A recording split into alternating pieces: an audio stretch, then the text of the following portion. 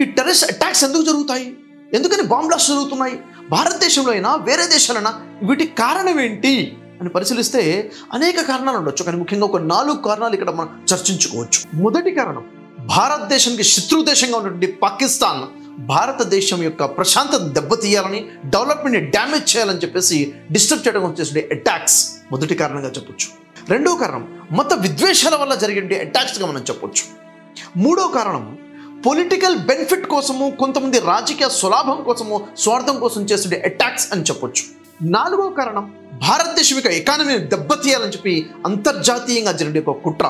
అంటే భారతదేశానికి వస్తుండే ఇన్వెస్ట్మెంట్స్ ఏవైతే ఉన్నాయో, పెట్టుబడులు ఏవైతే ఉన్నాయో వీటిని ఆపడం కోసము, డైవర్ట్ చేయడం కోసము ఇక్కడ ఇలాంటి అటాక్స్ జరిగితే ప్రశాంతమైన ప్రదేశం కాదు అని ఇన్వెస్ట్మెంట్స్కి భారతదేశం రాకుండా తమ దేశాలకి, చైనా లాంటి దేశాలకి మరలించుకోవడం కోసం చేసినటువంటి ఒక కుట్ర అయి ఉండొచ్చు. ఇలాంటి అనేక కారణాలు మనం మాట్లాడుకుంటే అసలు మూల కారణం ఏంటి? ఏ కారణంతో ఇలా జరుగుతుందంటే ఒక్క మూల కారణం కనిపిస్తుంది. ఆ కారణం వల్లే అటాక్స్ అన్నీ కూడా జరుగుతున్నాయి. ఏంటా మూల కారణము? మానవుడిలో మానవత్వం చచ్చిపోవడము, మానవుడు అధర్మంగా జీవితం గడపడము, మానవుడిలో పూర్తిగా స్వార్థం వచ్చేయటము. నేను బాగుండాలి అంటే నేను మాత్రమే బాగుండాలి, ఇంకెవరు బాగుండకూడదు, అవసరమైతే ఎంతైనా తెగిస్తాను అన్న ఆలోచన మనుషులకు రావడము.